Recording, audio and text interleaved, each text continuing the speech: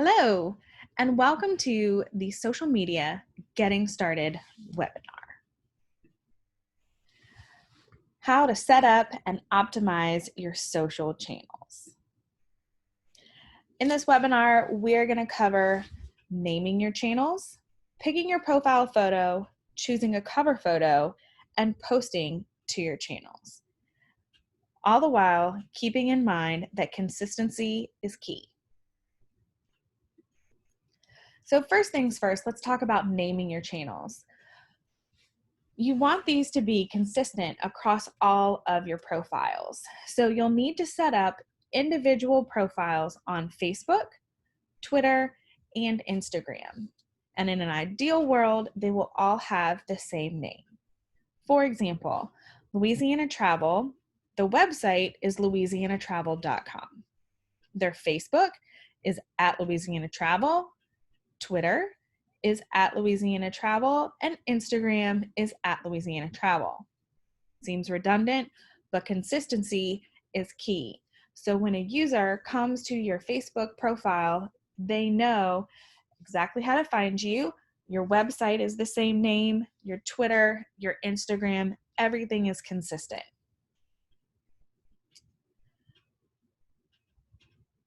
When selecting your profile photo, again, wanting to be consistent, we've selected our logo, which is the recommendation for any business on social media.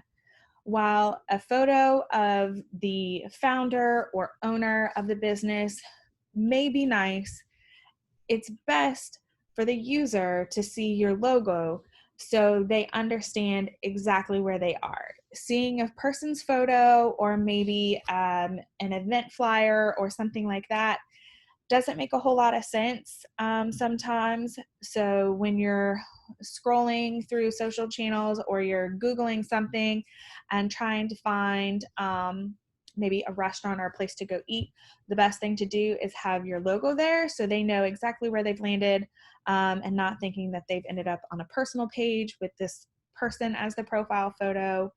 And then a lot of times like an event flyer, it's far too small to be able to read. So you'll want a very clear, high resolution image of your logo for all of your social channel profile images.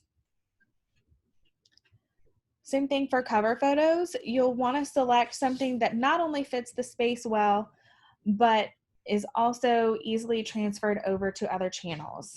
So you can see here that we've got this nice horizontal image for Facebook, and again, the same one for Twitter.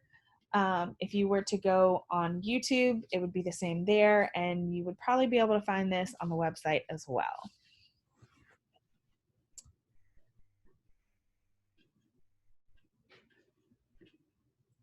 So continuing on, now that you've set up your profiles and they all have beautiful profile images and excellent cover photos, you'll want to optimize those accounts. So as you can see here, Facebook gives you a ton of opportunities to put in a lot of information. So let's head over to Facebook and check that out firsthand. You'll want to make sure that you have your address and your phone number in first and foremost, because on both desktop and mobile, this links up to Google Maps and you'll be able to click this button and get directions so people can find you very easily. All of this information on your Facebook profile is also searchable by Google. So if you don't have the information here, Google won't be able to find you. So make sure it's all filled out. You have your category, your name, your username, your business information, the additional contact information. This is huge. You'll want to make sure that you have your email address, your website, and your other social handles. More about information, a company overview, and Facebook even gives you this opportunity to upload an image and a story about you and your business. This story can be as long or short as you want. There's the see more option, and it opens up into its page, and it's got tons of options. So making sure that you optimize your channels by filling out every single detail that you can is your best bet to be able to come up higher in those Google searches so people can find you and your business and come and visit. Same thing goes for Instagram. Let's head back over here. So Instagram, the information that you have to fill out here is much less, but still very important. So you can see here, there's a couple sentences in your bio. You get the opportunity to have one link, and then you can also put your address. Again, the link is clickable and the address is clickable. So you'll want to make sure that those are correct. And there's nothing, there's no funky address that doesn't exist or anything like that in your bio for Instagram. So coming back over here, optimize and update. So now that you've optimized, you'll want to make sure that every once in a while, probably about every quarter or so, you'll come back to your about page on Facebook, your bio on Instagram, and you'll want to make sure that all of that information is still up to date.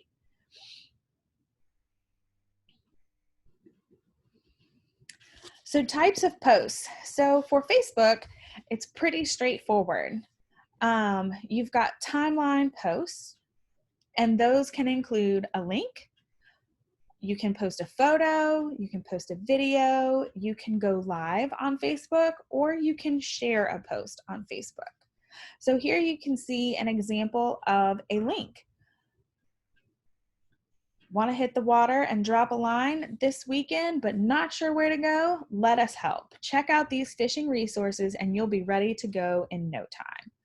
And so if a user were to click this fishing resources, it would take them right to the fishing resources page on louisianatravel.com.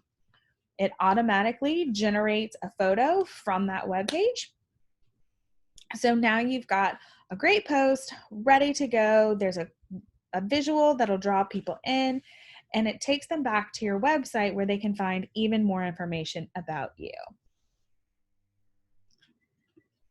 Next, you can see sharing a photo. Photos, posts as simple as sharing a nice photo and asking a question can garner big engagement. As you can see here, this post is a simple picture of beignets in front of a beautiful old oak tree with the text, "When was the last time you started your day with Cafe Du Monde in New Orleans City Park? The beignets and the view are both spectacular." So you can see that this reached almost 41,000 people just from our page on Louisiana Travel, 119 comments, and 136 shares. There's plenty of easy posts that you can create that are very simple, that will get people engaged with your page, which will cause your page to show up in news feeds more and more often.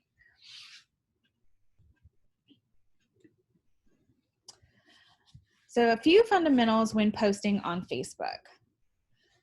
So like we talked about, you can post a link, a photo, video, share, go live, all of the above. You can also post just text. And Facebook rewards you for keeping that text very short with very large text. So if you see here, the text is pretty small because we've got 2 full sentences. But if I were to just post 40 characters, that is the limit to getting this big, beautiful text. Facebook rewards you and lets your text be larger, so it stands out more in news feeds. This is the kind of thing where if you wanted to put, if you didn't have an image, but you wanted to post, live music tonight, or, volunteers needed, something like that, keeping it short and sweet, Facebook will give you this larger text, which will draw more attention. Otherwise, you'll want to make sure that you add a photo or video or add a link. You can make it a little fun and put in a feeling or activity, or you can check in somewhere. There's even more options where you can raise money or tag an unpaid partner, all sorts of different options when you go through there. And so these are the types of things you can do. So when you click on that photo or video, it comes up with all these options where you can upload multiple videos, you can create a photo album, you can create a little carousel to where you can change the text under each individual image. You can create a slideshow by uploading at least 3 images and up to 10, where Facebook will take your images and turn it into a little slideshow, and it'll play more like a video in people's news feeds.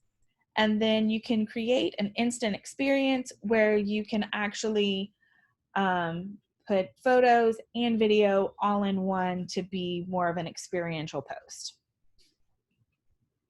When you click on the feeling or activity, this is what initially comes up. So you can attend something, you can travel somewhere, you can eat something. It's, just a little extra something. And then you can tag your location. It automatically pulls the locations that are geographically closest to you, but you can type in just about anywhere that you are, so you can tag that location within a certain mile radius.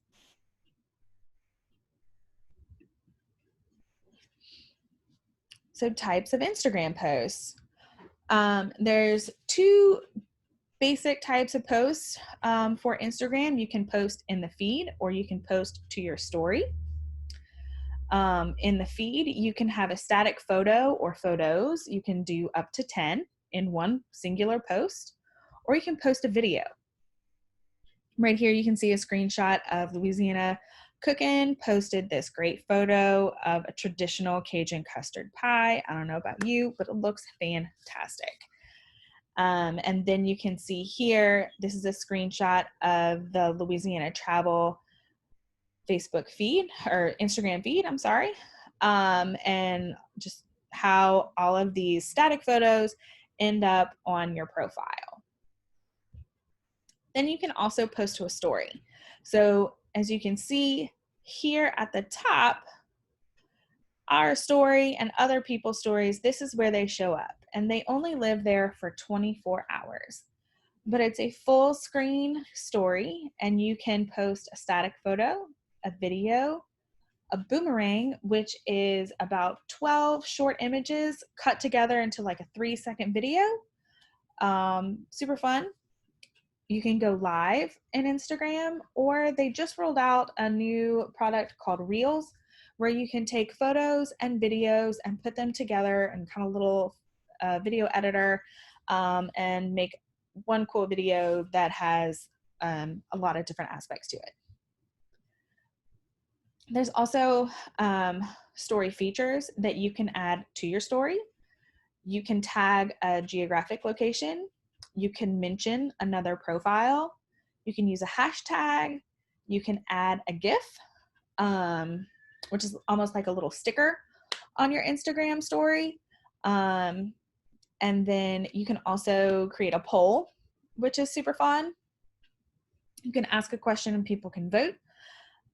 You can do a countdown. So say if you were going to go live on either Instagram or Facebook, you could promote that with a countdown, and people can click on it and get a reminder, an alert reminder whenever you do go live, whenever the countdown is complete. And so that's super fun. So they'll know when to tune in. You can ask questions on Instagram stories, or you can have people submit questions, which is a great way for you to get new content ideas. Say you did a story about, or I did a story about Fontainebleau State Park, And I asked the question of what is your favorite thing to do at Fontainebleau State Park? And so I may get responses like I love the beach, or I love the hiking trails, or I love the cabins over the water, that sort of thing.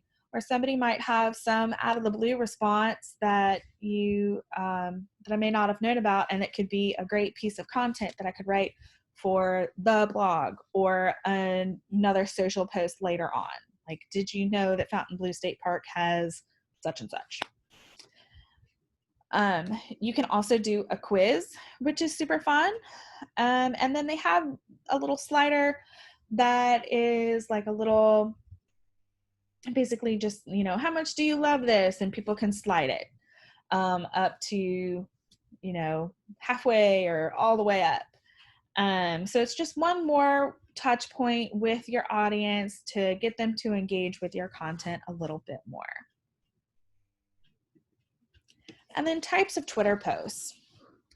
So there's 3 types of Twitter posts. There's original content, and you would post that with a link or with a photo or a video. You can simply retweet another tweet, or you can retweet with a quote, which is what this screenshot is of, where Louisiana Travel has retweeted Visit Jefferson Parish with the quote, "So beautiful." But you can see that Jefferson Parish posted this original content with a link and photo. And then they also gave photo credit.